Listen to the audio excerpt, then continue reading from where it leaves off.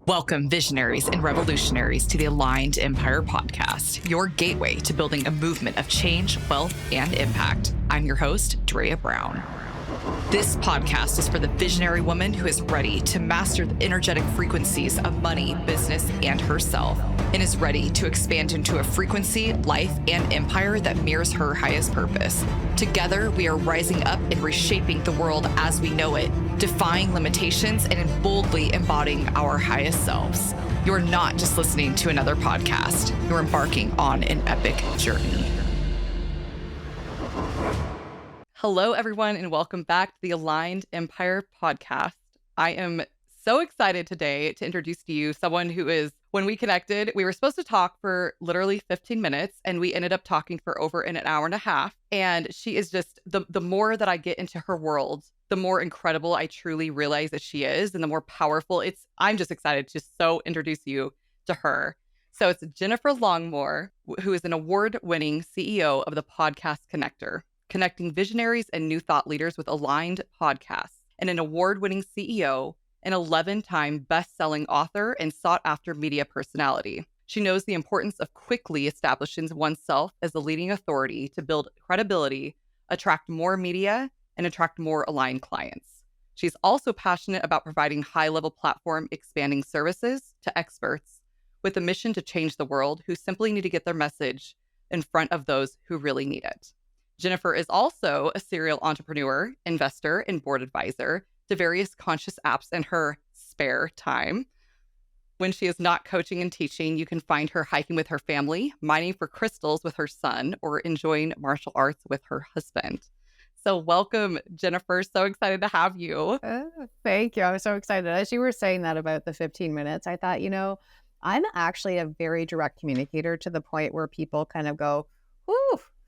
And then other times I can get chatty Cathy. So I don't know who you're going to have on today. I don't know who's going to come through me, but maybe a mixture. I don't know. I look forward to whoever is coming through. I know it's going to be amazing because it's you either way. So I love it. So Jennifer, I'd love to hear your story just about how you, like, 11-time best-selling author. That's insane. How did you come to be that, to also creating the Podcast Connector, to also being a serial entrepreneur? I'd love to hear your journey, how you got into all this. Well, thank you. Yeah, 11 books is kind of ridiculous at this point. I mean, they're helpful, but I get pitched a lot to join these collaborative books and stuff. And I think, I don't really need to do that. But, not in a bad way, but if anyone's written anything, well, we all, everyone listening, I'm sure, creates content, right? You kind of have to be in the mood. You can feel like you're overproducing at times.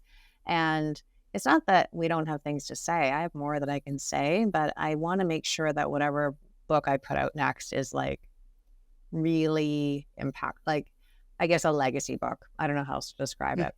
I'm going to be releasing an Oracle deck this year, which has been on my list for 20 years. So 20 years ago, I started my business.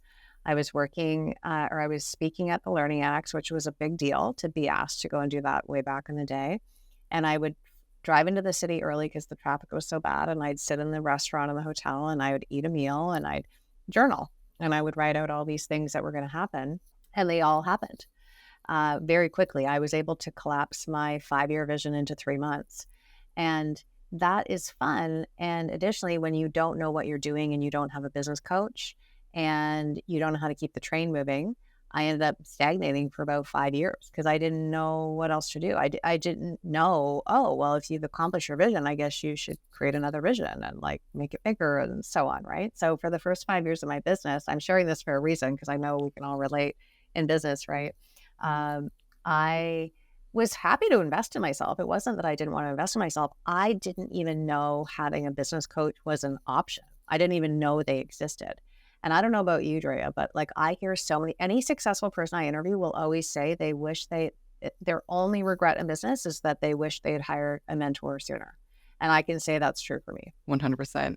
And then So what about creating the Podcast Connector? How did that all lead to that? Well, during that time, those first few years in business, I was needing to broker my own speaking gigs.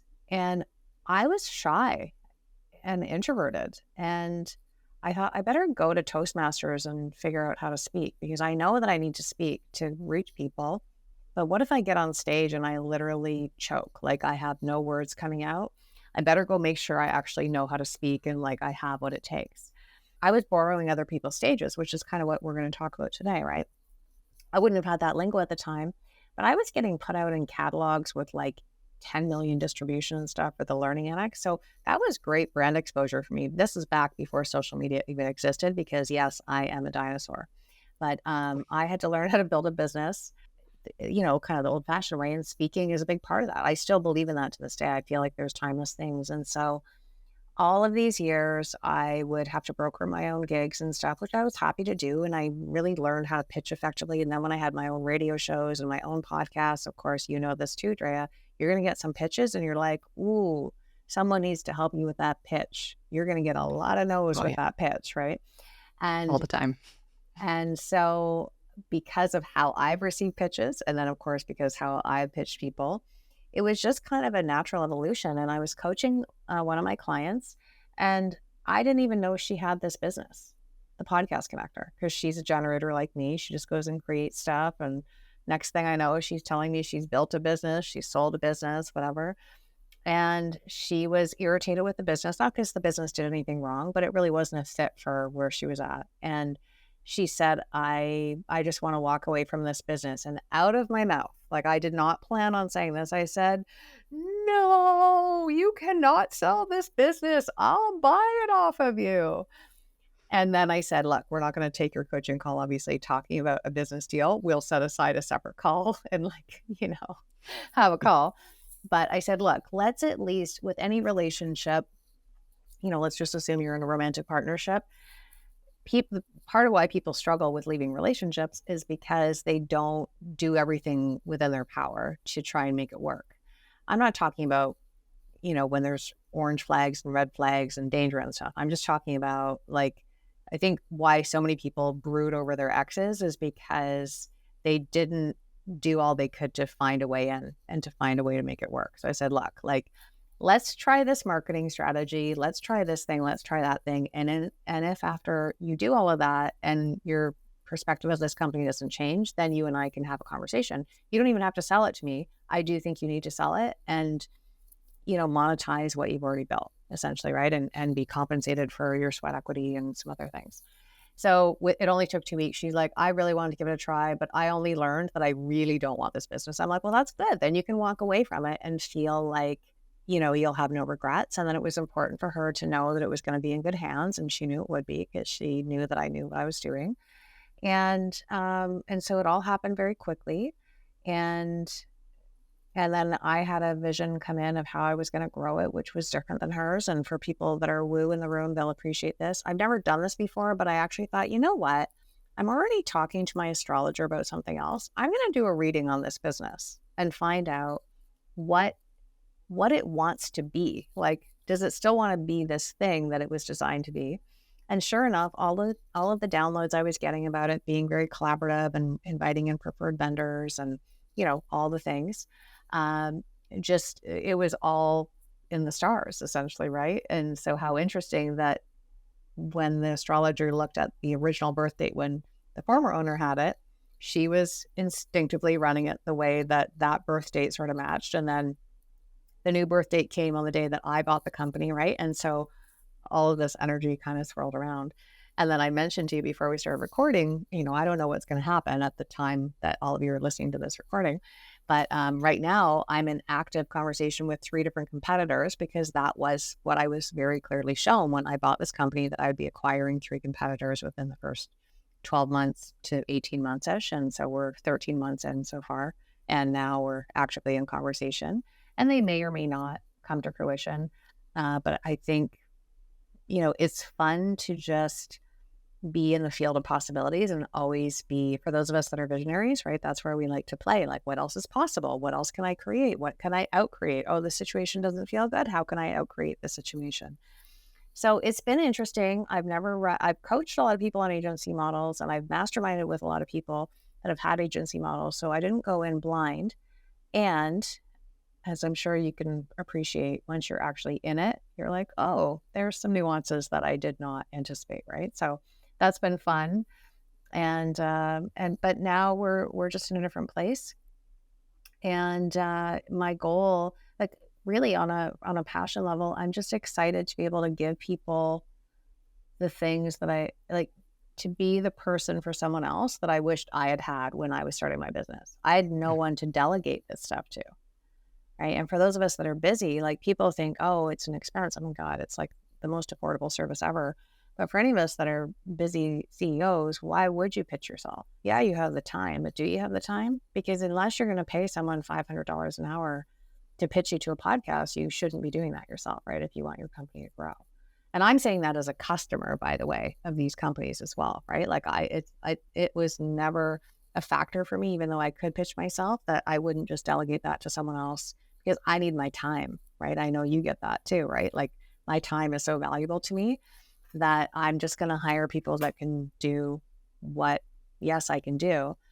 But I also think too, the cool thing about this company is that, and I'm a big proponent of this, like if I were to do all the work in this company, I'd be staying in my zone of competence. And there's no real growth in our zone of competence, right? Like you can make money for sure. You can have a 7-figure company for sure in your zone of competence, and maybe even 8 figures. But for those of us that have a growth mindset, we really are designed to be in our zone of genius and to really unlearn all the ways that we take stuff on that, yeah, just because I can do it or I can do it quicker or all the other thing, fill in the blank, right? My goal and my commitment to myself is to really offload anything that isn't in my zone of genius. And that's not as Yeah. easy as it sounds, by the way. I'm sure everyone's nodding, going, yeah, well, I get it. Right. Yeah. Yeah. Has that been a big thing for your business, is delegating and just and allowing yourself to be in your zone of genius? Is that how you've seen such incredible success within your life? I grew up with the whole you have to work hard for the sake of working hard. You have to work hard for your money. You have to tell everyone how hard you work for your money so that they don't get mad at you and think you were born with a silver spoon. You have to tell everyone how hard you're working to keep your money. Right. And so I got to a certain level, as any of us can, really, with working hard. But then you end up bottlenecking. There's a lot of unlearning. And so the cool thing about having an agency model is that you actually don't need to be in the business. You just need to be the visionary and guide the company and be strategic and that kind of thing. But it makes no sense for me to do that work. And the company would never grow if I was in writing all the pitches, writing all the press releases and things like that. I can oversee that. I can help people learn that skill. But yeah, and I don't even know that it's a control issue because I think it's easy for us to say it's a control issue if we're hanging on to things. I think part of it's just habit. I think it's just learned things. I think for those of us that move through the world at the speed of light, I joke that I move through the world like a cheetah, right? And so a lot of it's just me automatically taking care of things. I also think for those of us that have successful companies, we've just learn to be resourceful. You can only get so far without learning how to use Google and like, asking for help or asking for question or like asking questions or whatever. So I think we have no choice but at some point to be letting other people in to support us or else because if you have a growth mindset, right, then you're bumping up against this inner conflict because you want to grow, but you've created the conditions to stagnate without realizing that you've done it to yourself. Oh yeah. Yeah, 100%. Yeah. And then Definitely. we might And even go down a shame spiral or whatever, even though that's totally unnecessary, right? yeah, Yeah. usually. And I love for you, right? Like you're in a perfect position to just force your hand to delegate. Most people don't have that. Most people can take their time with that and really lollygag with that and come up with all the justifications as to why they still need to write their own copy, which I totally get. Like I get it, honestly. I do think there's a different vibration when you're writing your own copy versus delegating it. But there's also amazing copywriters that can do stuff, right? Or we Yeah. think we have to do our own sales calls. Well, no, there's that's zone of competence. Like other people can do sales calls if your company even offers them, right? But when we're in situations like in your situation, the gift of that, I get that it's also stressful because you're like, oh, I only have so much time to do everything. Oh, whatever. The gift of it is that it forces you to do what the business already needs you to do. It's just that you have a life event that's forcing you to do that, right? So, Yeah. And what I've realized about delegation too, it's like we have a responsibility to make a massive impact in the world. We really cannot do it unless we delegate, unless we find support, unless we find coaches or mentors to really help us through that. That's Mhm. been a big thing that I've been learning a lot. Oh, yeah. Well, you and I were talking privately, right? Like we both have our right, I call it my second brain. I don't mean that it's an it, it's a human. She's a lovely human. She's my COO. And she loves detail and she loves checklists and stuff. I love that. I think there was a book, I think the book's called Rocket Fuel. And after I had already hired her and I was reading it, I'm like, oh my goodness, I probably drive her bananas because I am like the poster child for a visionary. So I said, Sure. hey, I read this book. Uh, how soon did you know I was a visionary? She goes, within about the first 15 minutes of going through your operations. Oh, okay. I said, Oh how my often do you curse me at night? And gosh. she's like, no, she loves working with it, right? Because she likes a fast-paced environment, and we have a fast-paced environment. I run 3 different companies, right? I have an investment firm. I do a lot of hard lending and angel investing and board advising and stuff. I have my very woo company. I have the podcast connector, and then we'll be absorbing a few other companies this year, right?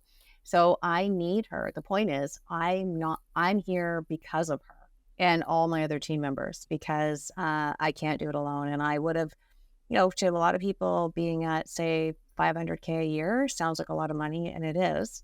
When you have a growth mindset, though, you just outgrow it. It's not even about the money. It's not that you're somehow saying, well, the money sucks because whatever. It's that the money is just the conduit or the portal to go through to take you to your next level and meet the version of you that's now created the 7th. Like, I get excited. I'm excited to meet the 9-figure version of me.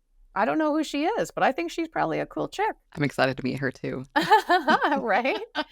Yeah, So that's totally. kind of the mindset I go into of like, oh yeah, like when I met my 7-figure self, that was fun. When I met my 8-figure self, that was pretty cool. And also weird because I didn't even know I'd hit 8 figures because I don't even focus on the money anymore. I found out from my financial advisor. He's like, so how does it feel to have an 8-figure company? I'm like, what are you talking about? I didn't even know. I still don't know. They just send me messages all the time. Hey, you went up X% this quarter, blah, blah, blah. Congratulations. I'm like, okay.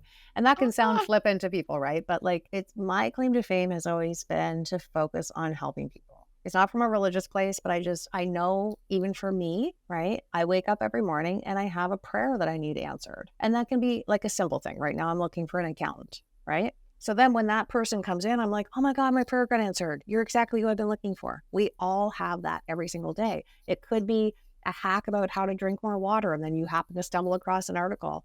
Thank God that person wrote that article about how to easily drink more water without feeling like, like simple things and big things. So I've always been in the energy of how many prayers is the business going to answer today? And that's what moves me through the world. And so that's actually how we make the money that we do because we really are focused on service. And I think people can feel that.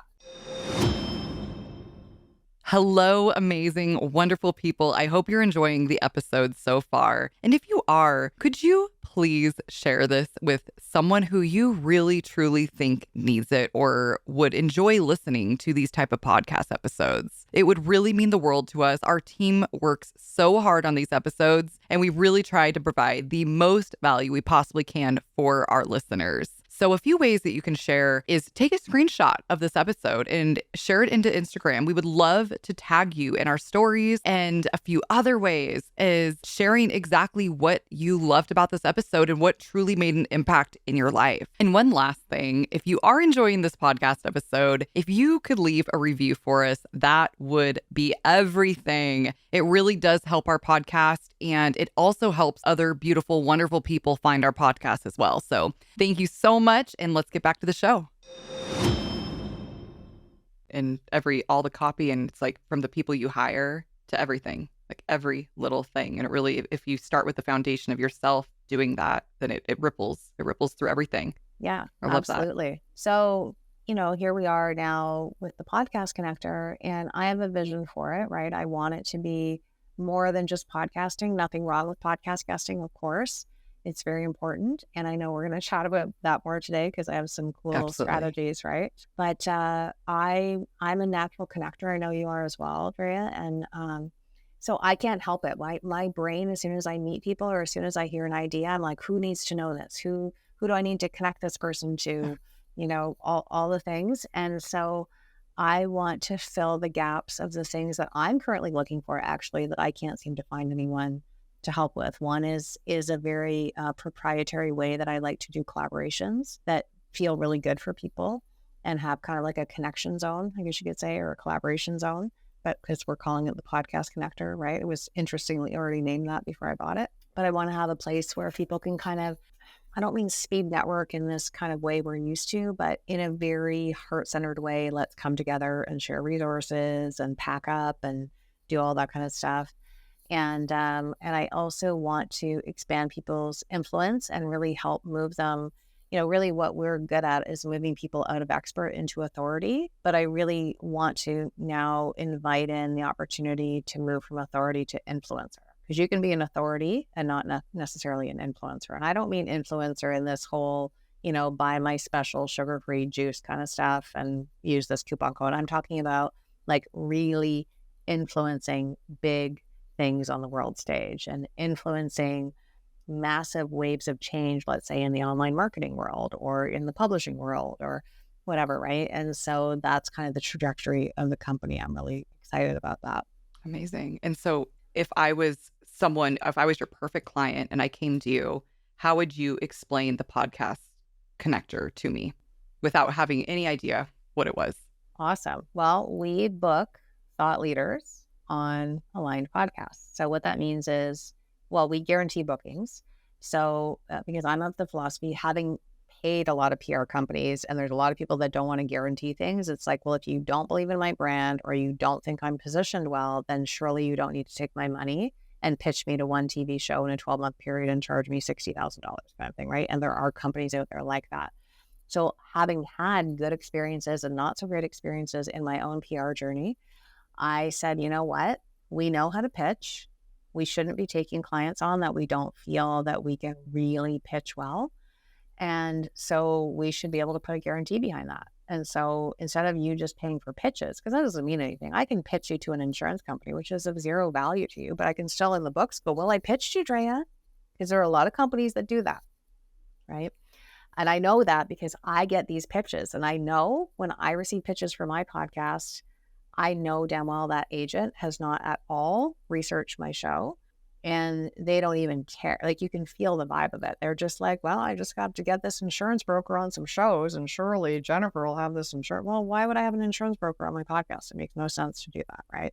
Or, any host of things. But point is, we guarantee bookings. So that means that we only take on clients that we believe we can do right by them and be able to promise deliver what we promise.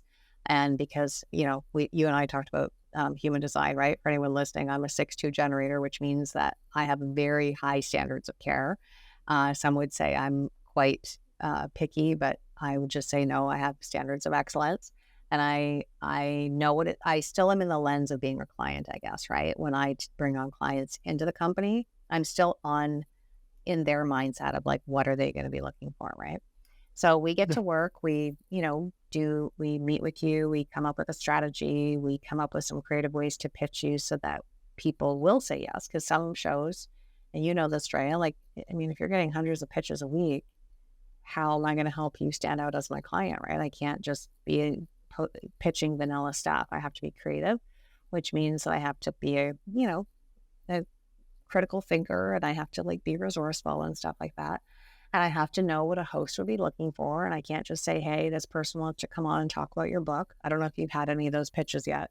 Those are one of the tackiest ones. I used to get them a lot from the Hay House representatives and stuff, not the authors, but the people representing them. So-and-so just wrote a book. They want to come on your show and talk about your book. Okay. And how are you adding value to my audience? I have to take care of my audience, right? They're not going to keep listening to the show if I'm just doing a pitch fest all the time.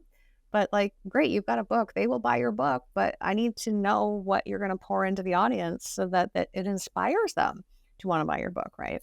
So some of these bigger names, actually, it's not so much of them, it's who represents them. They often don't know what they're doing. And someone like me that, I'm going to be discerning about who I have on my show. I'd much rather have an up and coming person on my show that's going to pour value into my audience so that I'm getting messages being like, oh my God, that guest was amazing. Can you have them back on? I learned so much. Well, because it's our time, right? We all got, like right now, all of you are spending time here. You could be doing anything else with this time. You're giving us the gift of your time and allowing us to pour into you. We've got to respect that, right? So that's my Absolutely. philosophy. I So love to that. that end, And I will actually give you some hot tips about how to make 6 or 7 figures just from podcast guesting, because I know we're going to chat about that. absolutely. Yeah, absolutely. I'm curious though, how have you seen the podcast market evolve since you've been in it? Because you've been in it for a few years now. Yeah. Or I don't know how long, and I'm sure you've just seen the crazy evolution happen. Yeah, when I used to have online radio shows, and then those, I mean, they still exist, but podcasting kind of became a thing. And I think podcasting was born, again, keep in mind I'm an OG in this space, which is kind of funny to say because I feel like I've been at this for 10 years, but it's been 20.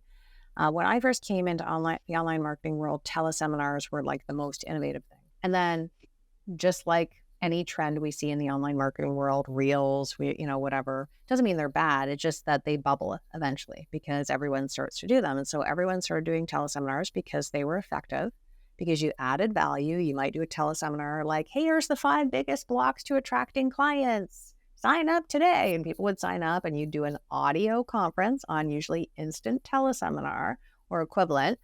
People would get the recording, and at the end, you would do you'd be seeding your offer throughout, and then you'd do a pitch.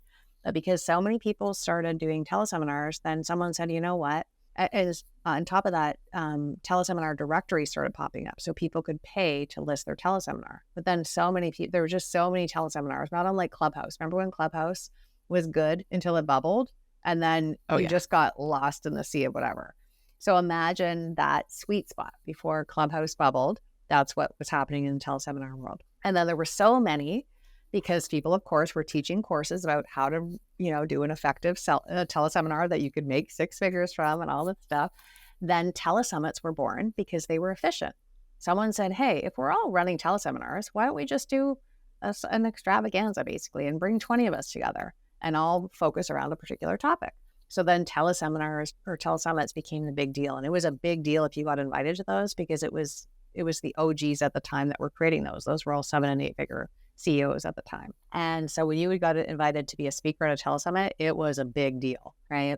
And then, of course, I joke, they became the shoulder pads of the online marketing world, right? And people were like, oh my God, telesummits. Oh, I just want to be at in-person conferences. And then people are like, I don't want to be at in-person conferences anymore. I don't want to run to the back of the room anymore. But the telesummit, anyways, kind of evolved into a podcast, because if you think about it, a podcast is still a collaboration. You as the host are absorbing the time, money, and energy commitment to invite people to your boardroom table. You're building the audience, you're building the platform. This is your boardroom table. You're saying, hey, I'm going to allow you to borrow my audience and pour value into them. Please be cool and please add some value. And in exchange, I will allow you to do this. Share your event, share your freebie, whatever. And essentially, if you look at it just from a business case, it's a list building venture. It's more than that. But the virtual handshake is, hey, you're agreeing to let me be in front of your audience to share what I feel might be of value. And then I'm now going to take this interview and share it with my community. And there's going to be a ton of people that go, oh my God, I didn't even know this woman, Drea. She's amazing. Oh my God, I'm going to subscribe to her podcast. I'm going to download her freebie. I'm going to follow her on all the socials. Oh my God, I'm going to like her TikTok videos. Oh my God, all the things, right? And that's, a collaboration. It's just it's a great collaboration because it actually is of high service. It's all about answering prayers, right? It starts at that very high level of how can I be of service to you? And when people are cool about it and they come on your show not to get, but to contribute, they're going to receive anyways, right? And that's where you kind of now see that line where there's some people that just want to come on shows and take and really be pimpy or give minimal information and keep constantly saying, well, I go into that more in my course. You'll have to sign up. It's like, just come on, just give some tips, please, right? And the other interesting thing that's shifted is that there's a lot more pay to play in the online or in the podcast world.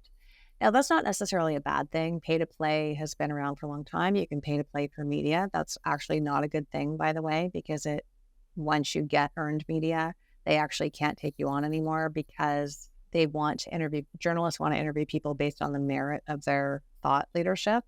And then once they find out you pay it actually gets you disinvited to, let's say, Today Show and things like that, right? Or other big publications.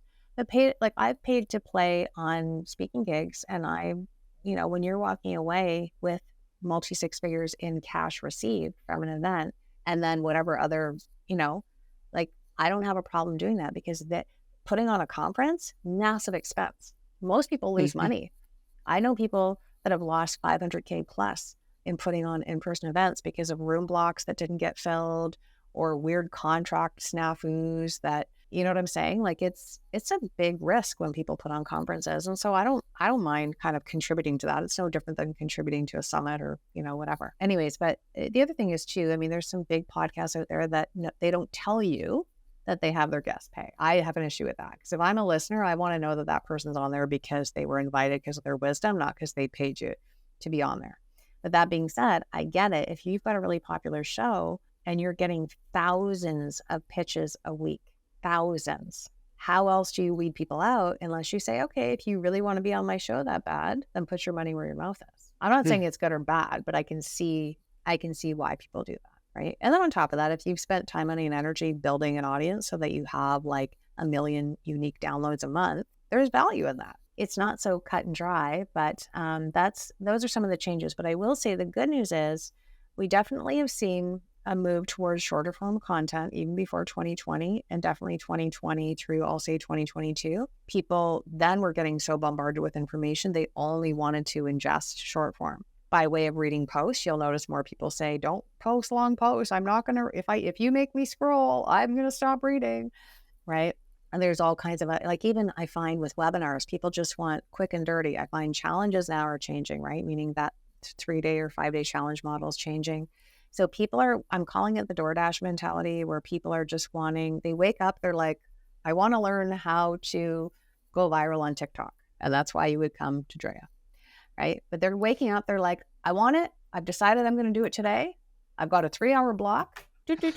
They go on Google. They're like, oh my God, I just found this course that I can be viral on TikTok and have me all set up in 3 hours. I've got 3 hours to research this. And they don't even care how much they pay for that. They've decided they want it now, and they want it now. And that's this mentality, right? Because the new shopping center is in the home. It's no longer out of the home anymore. So we're having a lot more impulse buying in the home. We want something now. Nothing wrong with that. That's just the social engineering of what's been happening, right? But the one form of social media or of content creation that people will ingest long form is podcasts. Some people will listen to a podcast, like one episode, for up to like 2.5 hours, depending on the podcast, right? Yeah. There's the true crime people. They'll listen to that shit all day. They'll be like, oh my God, please tell me more detail about this murder that's already really graphic. Thank you. Please, no more detail, right? And they're like right in there for 2.5 hours, 3 hours. And then other shows, I find the shows that are shorter, I mean, unless it's a solo cast and someone's treating it like a micro masterclass, like you're kind of just getting started. When you've got a guest and it's 20 minutes, it does feel a little bit too promotional. Like are you really getting into something enough where I feel like the show title matches my experience when I've been listening, right? But your show, for example, like that sweet spot's 45 minutes to maybe even up to 90 minutes, depending, because people are listening to it in their car. They want to be listening to something in their car on the commute, or when they're working out, or when they're cleaning. Even for me, I like listening to podcasts when I'm reading emails and stuff. I want to be learning while I'm taking care of stuff that doesn't really require the same mental, I'll say, focus, right? And of course, me being a generator, I am, energizer bunny, right? I've got to be multitasking all the time. So podcasting is still really effective.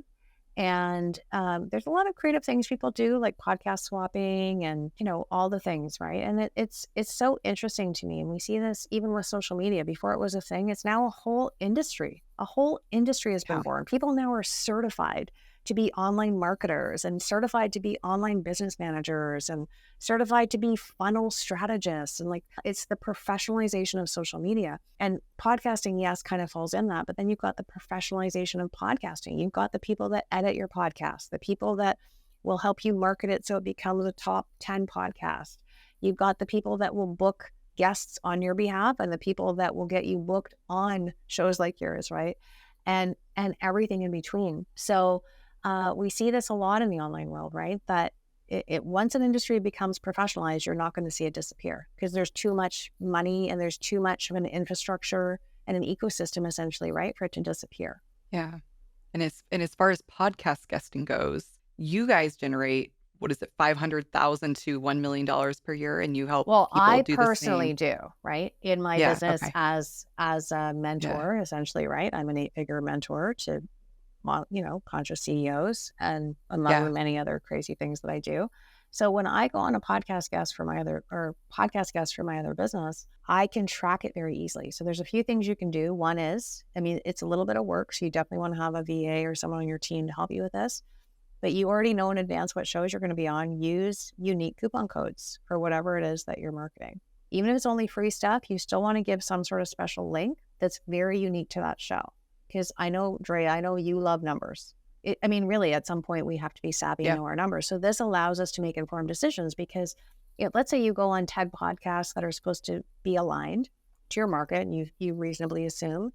And then you go on these 10 podcasts and you get to see from all of those, oh, we got 1,000 opt-ins from that being on that podcast. How are we going to deal with this? If it was me, I'd be sending that host some sort of very special gift to thank them.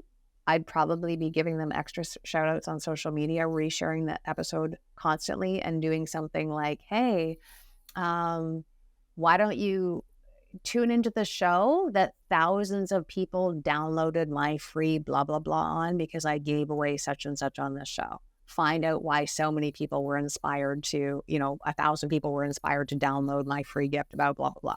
There's all kinds of ways you can spin it, right?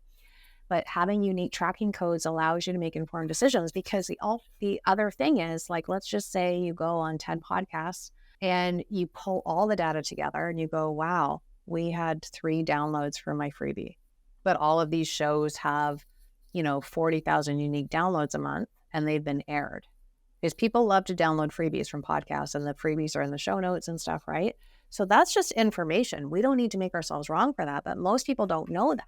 What I would infer from that is, there's probably some refinement of my freebie that I need to do.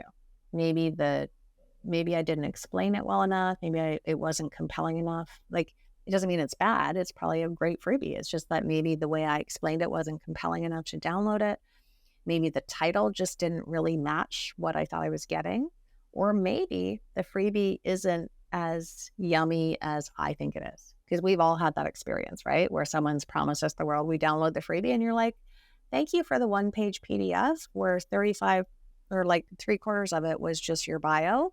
And then you had a little quote in it. Thanks for that, right? Like, and so there can be a lot of reasons, but I'd be looking at that. And then additionally, I'd also be looking at, are these even aligned audiences? Am I even speaking to the people that make sense, right? But it's all just information that allows us to ask better questions. So that's the first tip. Make sure we're tracking these. It's a little smidge of work. It's really nothing, right?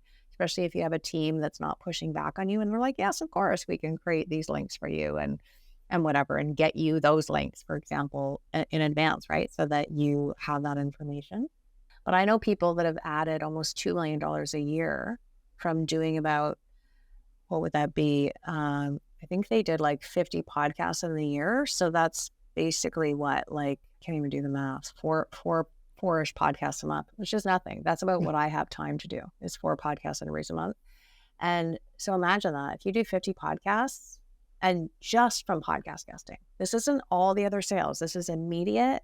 They found you on the podcast and you made almost $2 million speaking about what you already love to speak about, building a relationship with the host. Also, all the other leads that have come in to your world that maybe haven't bought from you right away, that's okay. You're still building relationship with them. Clearly, if you're making that kind of money, you're impressing the host. You're likely going to get invited back, or because it's a small community, the other hosts are going to be like, hey, have you heard about Drea? You need to have her on your show. She is the most amazing guest. I cannot say enough about her. Would you like me to do a warm intro between you and Drea? There's all kinds of things that happen, right? And not to mention, like, actually, the person I bought the podcast connector from, this is a funny story, but it just illustrates the point, right? I didn't know her. I went on I was pitched to her podcast. She would check me out and she's like, yeah, I'd love to have her on the show. But I didn't know that when she checked me out, she's like, I think she's meant to be my mentor. And after the end of the interview, I'm going to ask her if I can coach with her. So I wasn't expecting that. I never have expectations, right? I'm just always going on there to serve. So at the end of the interview, I, not in a bad way, but I felt a little bit sort of like it wasn't jarring in a bad way, but like I just wasn't expecting it. And so I was probably tripping over my words and stuff. But she became a client. She's like, can you send me a contract today and a payment link and we'll get started today? I'm like, okay. And so that was a few years ago. And this is a high level client, right? So I don't want to give away too much, but let's just say already she has invested multiple six figures herself in my company. That's not even who she's referred to me. And many of those people have stepped into very high level masterminds with me and so on. So just that one interview, not even viewing, and I never view any host as a client, but I can't tell you the amount of times that hosts have become my clients because they get to see me in action. They have a relationship with me. I'm adding value, all the things, right? But I have, it usually is pretty immediate when I think it's for product-based businesses, this will be true too, but it's pretty immediate. You're pretty much going to know right away if that podcast was performing. And when people have come into my world and they're like, I just heard you on such and such podcast, I knew I needed to work with you. How can I work with you? Or they've already paid for something or whatever, right? It's pretty instant feedback. And it's not even perfect. There will be more people that have come from podcasts that I won't even know have come from podcasts. So I use myself as an example, but anyone can do this. And it really is a matter of making sure you have a good freebie that's super easy to call out. So you don't want to have the bit.ly .76, like you've got to have something that's like your website /quiz /money /video /whatever, right? Because when people are at the gym and they don't have a pen or they're in their car or whatever, and they're not likely going to go back, even if they intend to listen to the episode, that's easy to remember. So that's already a win for you. Yes, it's in the show notes, and yes, the host will encourage people to go to the show notes, but you just never know. You want to have a very strategic plan about how to leverage that interview after it's done. Because the cool thing about podcasting that's different than you going on the Today Show for a 4-minute segment or whatever, like that's great. And there's a benefit to doing major media, but those interviews get buried in the news cycle because the news cycle is just always going. On a podcast, it's possible that someone will find our interview today 5 years from the day we recorded it and still want to be following up with you or me or however that works, right? And so on top of that, my point is when we share a freebie, we want to make sure that it's something that we're kind of willing to be married to for a little bit. And one of your core freebies that you stand behind, because if someone finds that interview in 5 years, and many people do, 2 years out, 3 years out, 5 years out, whatever, you still want that link to work. You still want that freebie to exist. Some people create freebies all out the wazoo, and I get that. But what's a freebie that you can be sharing on podcasts that kind of has some longevity, that if someone finds it in 5 years and wants to download it? Because we all know when we download a freebie and we get a 404 page, there's all kinds of assumptions we make that aren't even true. That person's not in business anymore. That person lied to me and said I was getting a free gift and I didn't. Like whatever people are thinking, it doesn't mean any of it's true. But we know how it feels to be the one opting in. We also know on the receiving end, by the way, right? When someone tells us they got a 404 euro on our freebie and we're like, oh my God, no, I promise I have a free gift for you. So that's a little tip, building relationship with the host, because you just never know.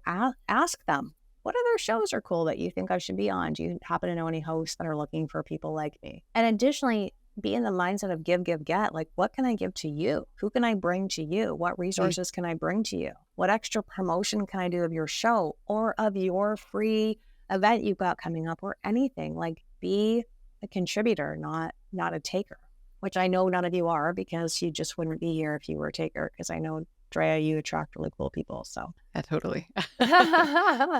Is that where the 4 core elements come in for your business? Because I know you teach something called the 4 core elements. That's a little bit different, but in my other business, I talk about the 4 core elements of the anatomy of consistent 6-figure months, right? And so without going too much into it, but yeah, it does feed into it, right? Like we have to have a client attraction ecosystem. And then we have to have a client retention ecosystem, because the majority of a business's money is going to be in continuing to sell to people that are already buying from you, right? They want to keep buying from you. That's the easiest way to make money in a business. And then we want to have a recurring revenue ecosystem. Most people do not have that. And they start every month going, oh my God, I've got to make X amount of sales this month just to pay my team or just to pay my rent. It's like, well, let's get an ecosystem established for you so that you can make different business decisions because you already know what your baseline is going to be every month. And then we have to have this, right? We have to have, I'll say, an authority positioning ecosystem, which is beyond marketing and stuff, right? Because if you think about if I'm the authority in my industry, which I am in my other business, people are sold on me. I don't have to do the selling. People come into my inbox all the time and say, hey, I want to work with you. Here's my budget. Do you have anything within this budget that we can work together with? That's a fun way to make sales, right? Not that I view that as a sale, but I think you get what I mean. And so when we're moving from expert to authority, it totally changes.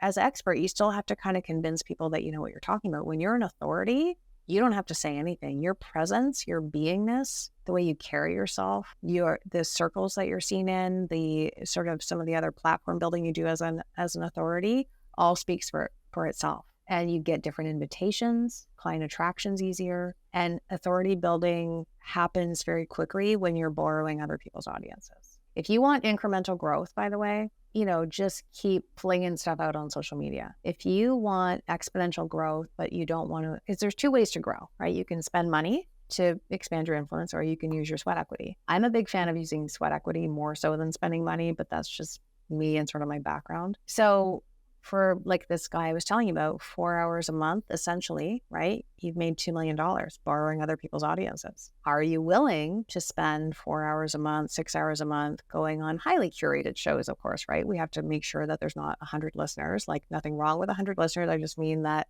the more downloads, you're kind of looking at different audiences here. We put people on good podcasts, high performing podcasts.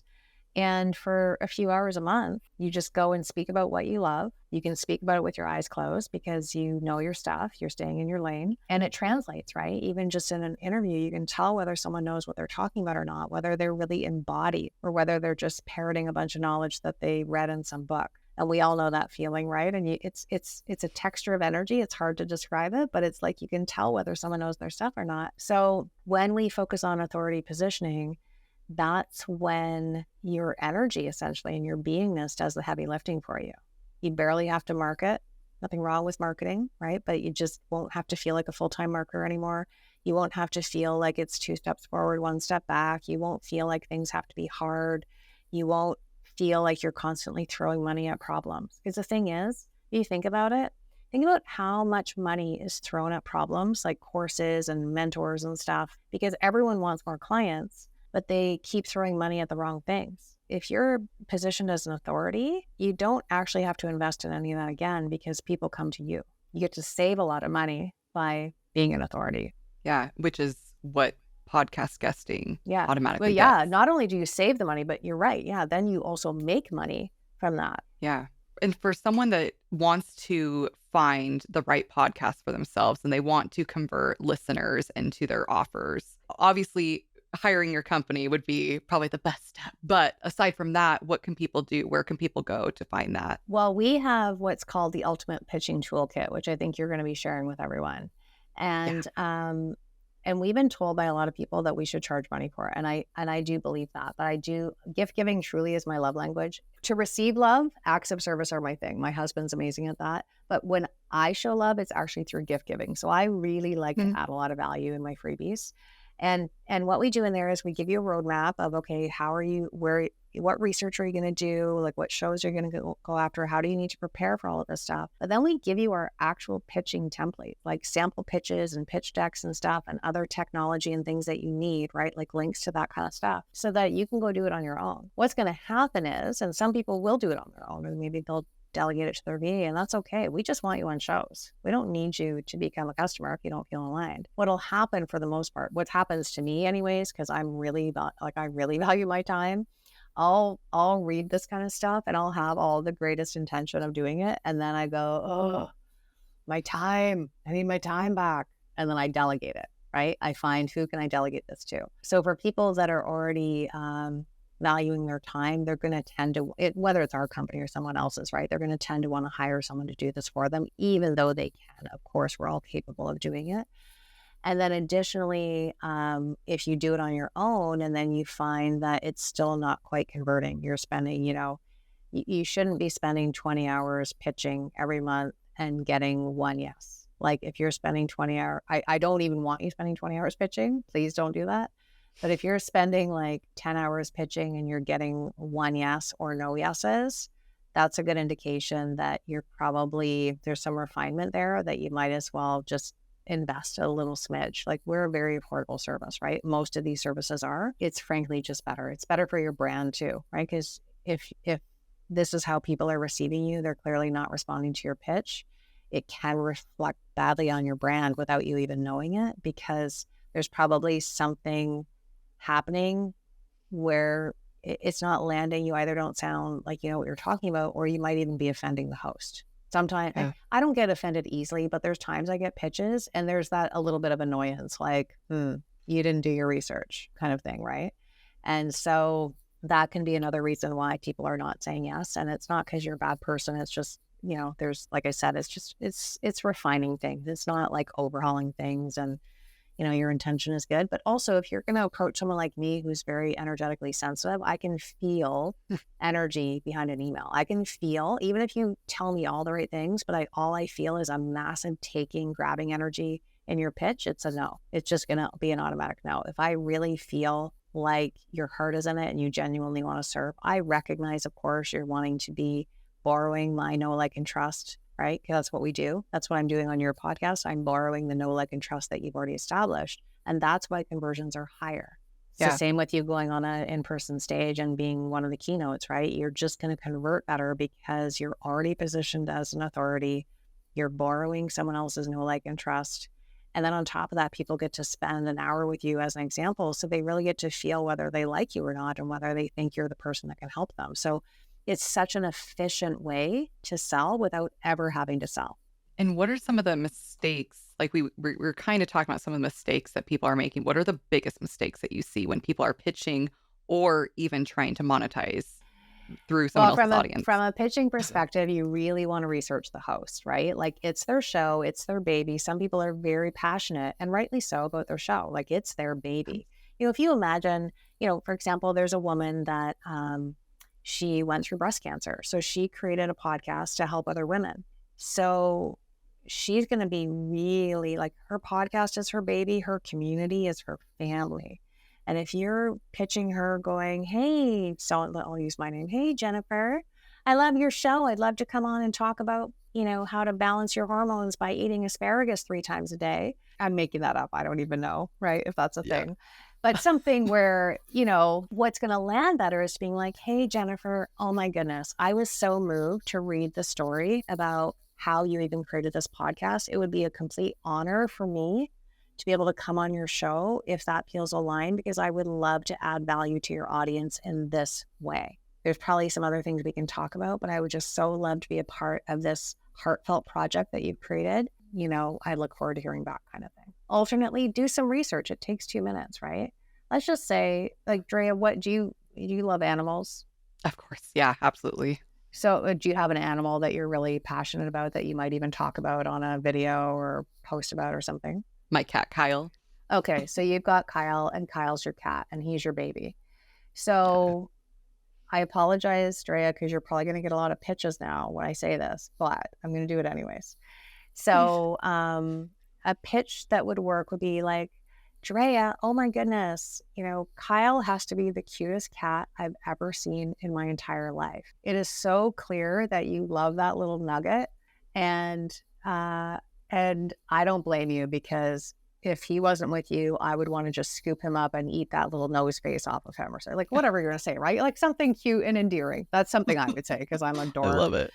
But like, I really love animals too, right? And so but even they'll say you're a horse person. Oh my goodness, I noticed you were a horse person, and I don't know if you've heard of this company, but oh my goodness, I love them so much. Or I took, or here's a picture of my horse, or like something that's rapport building, that's heartfelt though. It has to be heartfelt. And for all of you that are listening that are now going to call or email Drea saying, hey, Kyle, right? Like you're going to feel whether that's sincere, right? But that's an important thing for you. So if someone's taken the time to get to know you and acknowledge something important to you, right? That's already at least getting your attention. Now, again, if it's not sincere, it's going to be a quick delete that email, or you might even tell them where to go fly a kite kind of thing, right? Depends on your mood and like how they do it. But then I could be like, hey, you know what? I noticed that you don't just love Kyle, you really love your audience. And I wonder if you think it would be valuable for your audience to hear about such and such. I'd love the opportunity to come on and pour some value into your audience about this topic, and, some sort of other pleasant sign off.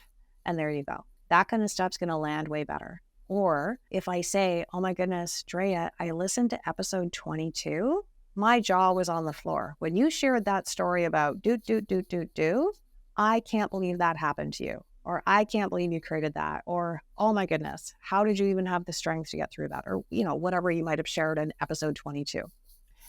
And then I'm going to, share something about how I want to come on. But if it's clear to you that, oh, I'm actually a listener, I've listened to your show, I've taken an opportunity to see A, B, and C about you, then I at least have your attention. It doesn't mean it's going to be a yes, because I then might pitch you something ridiculous. Like, I want to come on and talk about, I don't know, whatever, like how to punch holes in paper, right? You'd be like, that's not valuable to my audience. This is all about whatever, right? So, but at least I have your attention. And then of course, if I'm really paying attention and doing my research on your show and seeing the kind of guests you have on and the kind of topics you cover, I'm going to be looking for where the gap is, right? Oh, you haven't covered this yet. Would you think that would be a value? Yeah. And so how could a host like me help my guests be more effective in sharing my own audience? Like once you've done the show and you want them to Yeah. share it? That's a great question. So, because a lot of hosts don't feel like they can require much of the guests. They feel like, oh, I had them on and I have to be a gracious host. They came over to have high tea with me in my living room. And so, they serve me. No, like this, you absorb a cost, right? People don't realize, like, you're looking at a minimum $250 production cost for every episode, right? So there's an actual physical expense to having people on your show. And it's, of course, you're wanting to do it. And of course, there's all the business case and stuff, right? But it's okay to require people to share the show. And in fact, there's a lot of ways. You can start with just an application. In the application, before people even get booked, you can be asking them things like, if we decide to have you on the show, how many emails will you send? How many social media posts will you make? How many other experts will you refer to the show? Whatever. You can put in whatever you want in there, right? That weeds a lot of people out, because if someone's a taker, they're going to be like, screw her. I'm not going on her show. She even wants me to share the show. God, right? Like, meanwhile, when everyone knows that it's whatever. So you can do some pre-work with people. You can be like, hey, I'm so excited to come on the show. I wanted to pop in with this quick email to let you know some of the setup you might want to have so that we can really ensure amazing sound quality. Because if people have listener fatigue, they're going to tune out of your episode anyways. And I want my audience to stay with your episode the whole time, because I know you're bringing so much value. You might even ask them to confirm. Like the other day, I had to kick someone off one of my podcasts. You cannot go into an echoey closet with no headset and all I'm hearing is my own voice when you've done enough podcasts to know what sound quality should be like, right? Like, it's not, I wasn't mad at them, but I'm like, people are going to tune out. It's called listener fatigue, right? And and it can happen very quickly. So, you can educate people on how to show up and be a good guest. You can educate people on your audience, and you can send them questions in advance if you want and say, hey, I'm going to ask you these questions. Please be prepared to answer them. You can, people have done all kinds of things. I got asked actually last week on a podcast, they kept me after and they said, well, there's 4 parts to this podcast. And the 4th part is we're going to offer you an invitation to come and coach with us, meaning like I would be their client. And that was interesting. That was an interesting experience. Of course, I was gracious. But in my head, I thought, oh, is this a bait and switch? Or are you only going to air the episode if I pay you a lot of money to be your client, right? I do not like that stuff, by the way. And I know you wouldn't do it. If any of you are doing it, bless you. I hope it's working for you. I hope it feels aligned. I don't know what your conversions are going to be for that. It's not I'm much more about knock on my front door. When you knock on my side door or my back door, which is what that was, when I Yeah. have a perfectly clear welcome sign on my front door and says knock here, then it actually tells me that it's a character issue. If you feel the only way you can get me to buy from you is knocking on my back door, which is where burglars go, right? If someone's going to burgle Yeah. your home, they're not knocking on your front door, they're knocking on your back door. It's a creepy feeling. So I do not recommend that, but it's your business. If any of you are doing that, which I doubt you What are, a weird way to again, start a relationship. it's so weird. But Ugh. people do that on summits too, by the way. They'll ask you, they'll ask you to do a pre-interview to go on their summit, and then they magically pitch you some big sponsorship package, or they pitch you to be a client or something. It's like, oh, okay, so you weren't actually needing to see if I was going to be a good guest. You just wanted to sell me something, right? That's just gross to me. But again, I'm a 6-2 generator, so my standard of care is a little bit different. Yeah. But after you can, prep them, your interview is going to be ready on such and such a time. And thank you so much for agreeing to share. In the meantime, while we're waiting for your episode to air, here's a quick, easy link for you to rate, rank, and subscribe to the show, because this helps other people find our show. Please leave us a review, because this helps more people find our show so we can help more people. And, maybe you're going to ask them if they know of any shows, any hosts that would be open to having you on. Maybe you just really had a good relationship with them and you're going to want to carry it on because maybe you want to collaborate on some other things, right? But whether you're a host or whether you're a guest, it's always good to stay in touch with hosts, because you just never know what projects each other's working on and how you can help each other, right? And so when you come in it from a contributing energy versus a taking energy, that stuff's really easy to do. And then you, of course, send them all the promotional material and then guide them on how to do it. It's usually someone's team that's going to do it anyways, right? Please tag me on Instagram with this, or we did this easy clip for you, or here's the social media graphic, that kind of thing. And then additionally, because we want to level them up too in advance, of course, and some guests are not good with this, and it's not good guest etiquette to make someone beg you for their bio, headshot, and freebie, because they want to promote you and they shouldn't have to chase you for that stuff, because then at some point they're just going to not do it. And then you as the guest is missing out on the opportunity of having all that stuff listed on YouTube and Spotify and like Apple and wherever else it's going to be uploaded, right? A lot of it's just common courtesy, honestly, right? Yeah, absolutely. And as far as your company goes, so the podcast connector. So what's next? What's the impact that you guys want to make and aim to make in the podcasting industry moving forward? Ooh, I feel like I'm on 2020 with Barbara Walters. I'm just kidding. Ooh. Is that even still a show? Great. I joke a lot.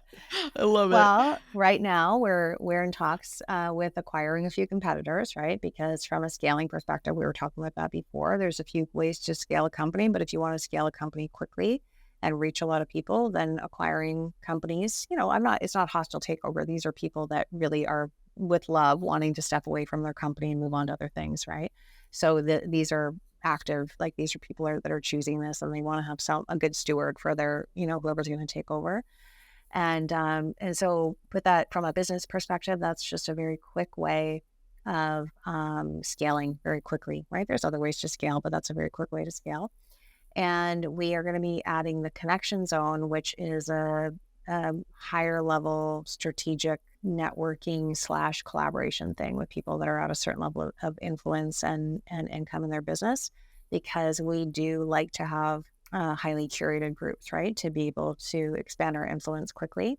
And we recognize, for those of us that are collaborators, right, it's just in our nature. We appreciate that kind of stuff. And I can say that a big part of why I'm here is because I've had really great collaborative partners over the years, borrowing other people's audiences, so to speak, whether it's their email list or their podcast or summit or whatever, as they have with mine as well. And we're also going to be getting into commercials, actually. I'm astounded Amazing. at how shitty some of these advertising companies are. And if you're listening and this is you, I'm okay with this. I'm happy to have a public discussion with you, actually, because how dare you take people's money to advertise on podcasts and run it at the end of the show when it's being overridden by the outro, I should say, of the show. So maybe the outro on your show is, thanks for listening to the Aligned Empire podcast, blah, blah. And then the commercial's running at the same time and nobody can hear the commercial. And some people are paying like $2,000 to $5,000 a month to be aired on these big podcasts. And nobody's actually ensuring, is this ad doing what it should be doing for the person that's paying good money? So there's a very proprietary way that we like to do that. And we're going to be beta testing that in the fall just to make sure that we can do a good job by people, or good job for people, right? And that's a lot, right? That's a lot going on. But we're going to stay in our lane too, right? Like we're a connection company. So we're going to connect people. We're going to connect people to podcasts. We're connecting people to speaking gigs as well, by the way, in-person stages and things like that. But a lot of it, that's why we bring in preferred partners. We're not trying to be an expert in everything. We're bringing in someone that knows how to help people get on TEDx stages and other big stages like that. We're bringing in publishing houses. That's the other thing we're going to do though too, right? Like we want to be a full platform where if we're helping you build your authority, like what helps you build your authority? Having a show, having a big talk, having a book, right? And these are all things I have a lot of experience with. So it kind of makes sense for us to do it because we already know how to do it, right? We already have the operations for it and the connections and things like that. But on a meta level, there's a lot of caca happening in the world. And there's a lot of people that need us, each one of us. Each one of us holds the medicine, so to speak, to someone else's mess, if you want to look at it that way, right? We all can help people in ways that, whether they seem big or small, it doesn't matter. We're all here to help each other. And so the more of us that have our messages broadcast for people to find us, right, the quicker we can help people live their best lives and thrive in their best businesses and have their happiest relationships and feel like great parents and have, healthy bodies and like whatever else they're wanting for themselves in their day-to-day life and beyond. And so I don't care if someone wants to have us pitch them to, Mormon podcast as an example. I'm not a Mormon, but it's not for me to decide that someone shouldn't be going on shows that speak to a Mormon audience. We haven't had that. I can't imagine, based on how I speak in the world, that I'm going to be attracting that. But but I'm not anti that. Like if you can help people in your community, awesome. Go nuts. Like we're happy to help you. We're not, by the way, additionally, we do research people. We're not, going to be bringing people on that are like, here's how to make sure your wife, stays in line. If you just use a broom this size, like, I know that sounds bad, but there are shows out there that are really about how to get your quote unquote woman in line, or how to use corporal punishment with your kids without getting caught and stuff. Like there are people out there that go out and do that. We're clearly not going to be doing that. This is all very high level stuff. This is all about being heart centered and really caring about people and being a positive contribution to society, essentially. And then as far as podcasting goes and just the rapid growth that the podcasting industry has seen, what do you see as the future for podcast guesting? I think it'll be interesting. I see that more and more people are going to pay to play. I do think it'll be a trend. And, we talk all the time about monetizing things. So why would that be any different? I think we'll see some evolution as far as different ways to collaborate. There'll be some more innovation, I think. I imagine AI will affect it as well. We probably, without realizing it, have listened to podcasts that are generated by AI. I think that's kind of going to be inevitable. It doesn't mean that podcasts will go away, though. It doesn't mean that us as humans will go away and people won't want to listen to these kind of conversations we're having. It's clear that this is an AI, right? It's just too organic for it to be AI. And I do think people, as much as AI is a contribution, I do think we will crave that heartfelt connection that we'll be able to feel, right? And we'll want real engagement and stuff. I think, and like I said, the industry is already professionalized. So once it gets to this level of professionalization, you're not going to see it go away. You're just going to see it evolve a little bit. Okay. And then how do you recommend people staying ahead of that curve?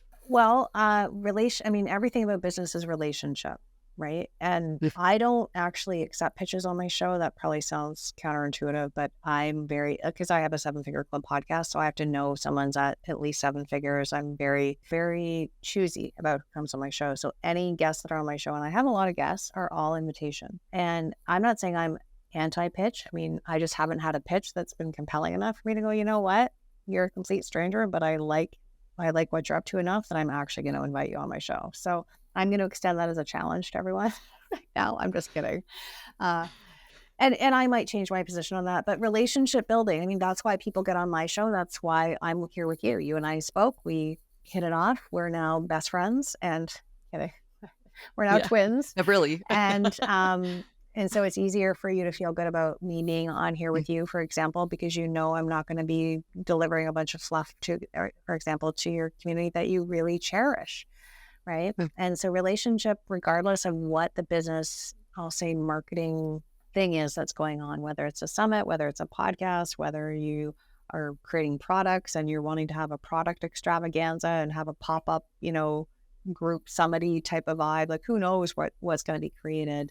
It all boils down to relationship. So if you're building relationship with key partners and people that are good collaborators and people that are complement, I always look for people that are going to complement what I do, right? So if I'm going to pitch myself to a podcast, I don't believe in competition, but I know some people do. And I think it's a lot easier for people to say yes when I'm a complement to the work that they're doing, but I'm not a direct, I'm not doing the exact same thing that they are. And alternately, I happily have people on that talk about the same things as I do, but I also love to have people on that can speak about things that I have no desire to learn about, but I know are super important for my audience to be able to hear about.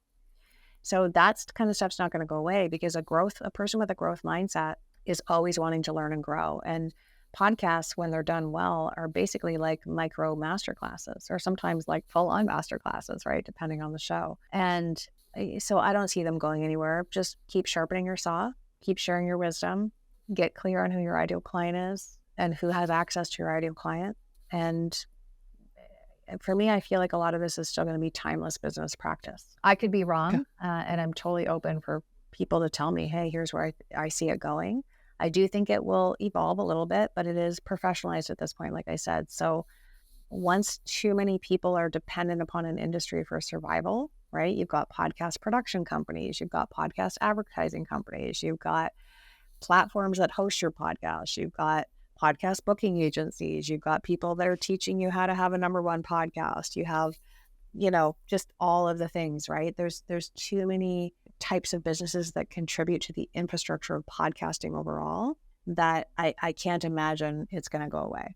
Yeah, definitely. I can totally see that as well. Absolutely. I mean, we're still human at the end of the social day. Media. When I went onto social media, none of us knew how to post on Facebook because Facebook was the big thing.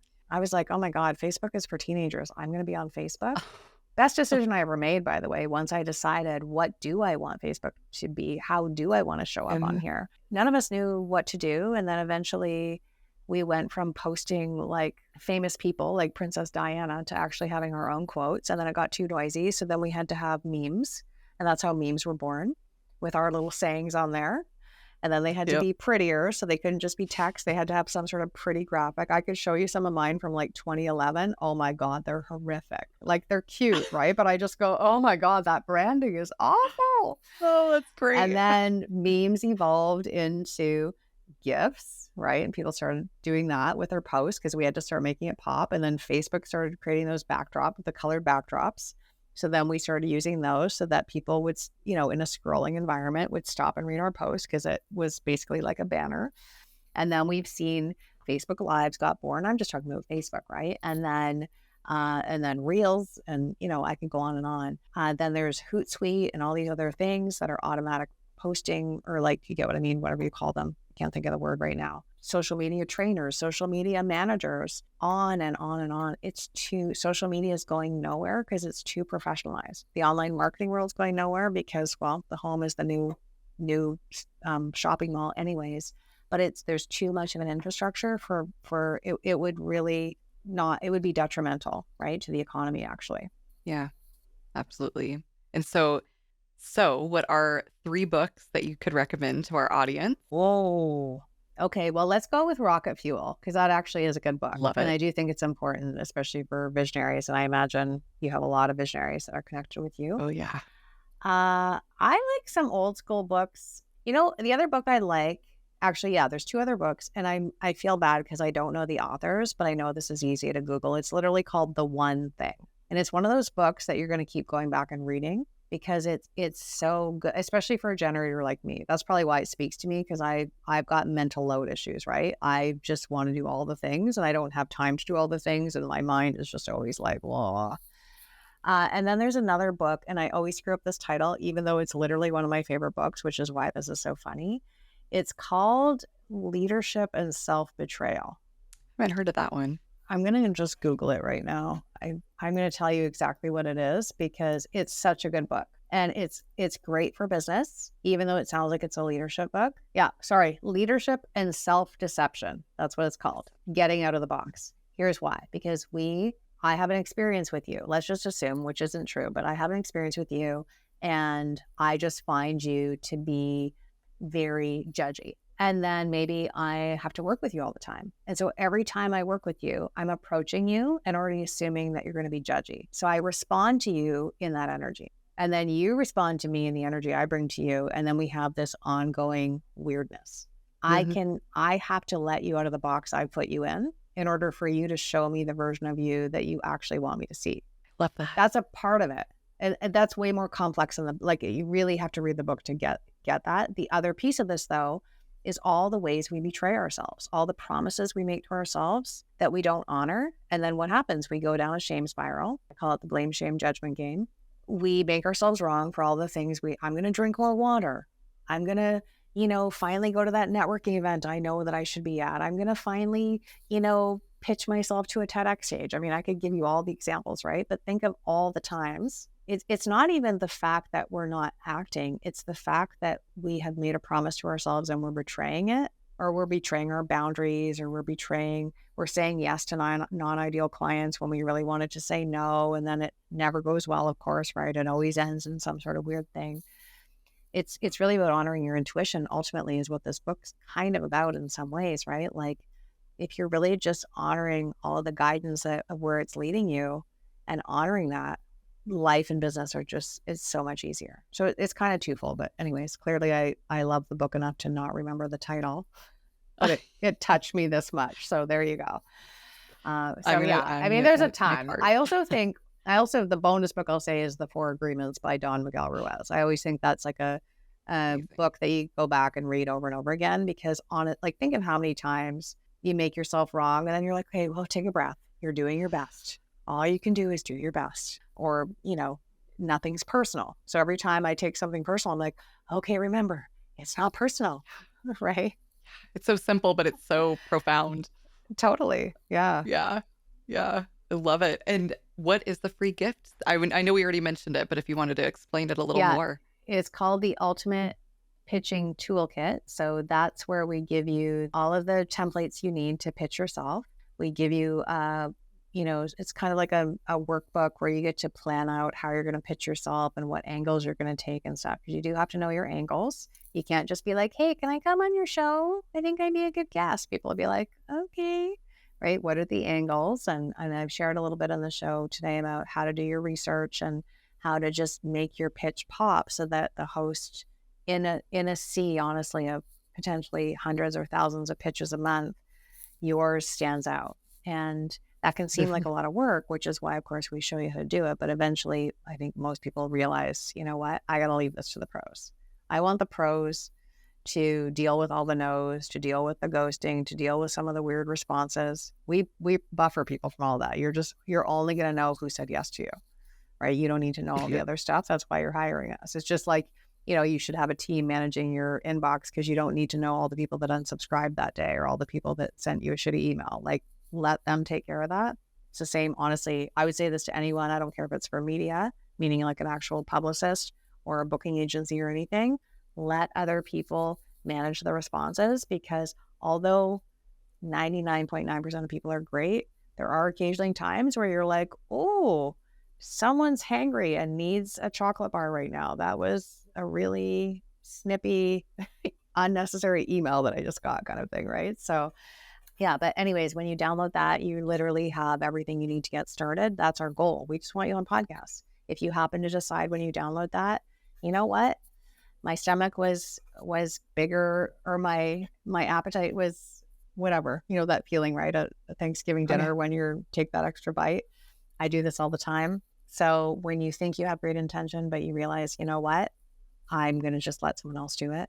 We charge very, very affordable rates, because the goal is to get you on a ton of podcasts. So amazing. You guys go download that, because I could not I've pitched myself before in the past, and it's yeah, I mean, there's so many intricacies and subtleties that you don't know. So that just sounds like I wish I would have had that when I first started. So that's amazing. So thank you so much. And where can Thank people find you, you. Jennifer? Well, I for the podcast connector, I actually spend a good chunk of time on LinkedIn because that seems to be the place that makes the most sense. We're also have a pretty good presence on Instagram, so I would say those would be the two best places.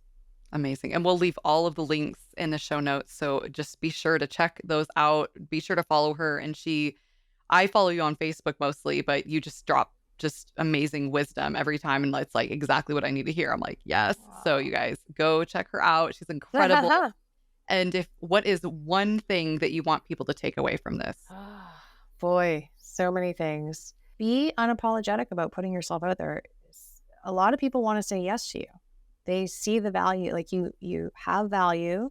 You're an amazing person. You have something that only you can contribute. And there's going to be a ton of hosts that recognize that. And more importantly, a ton of people listening to those shows that are being hosted by the hosts that you're dealing with that need to hear your message so that you can answer their prayer.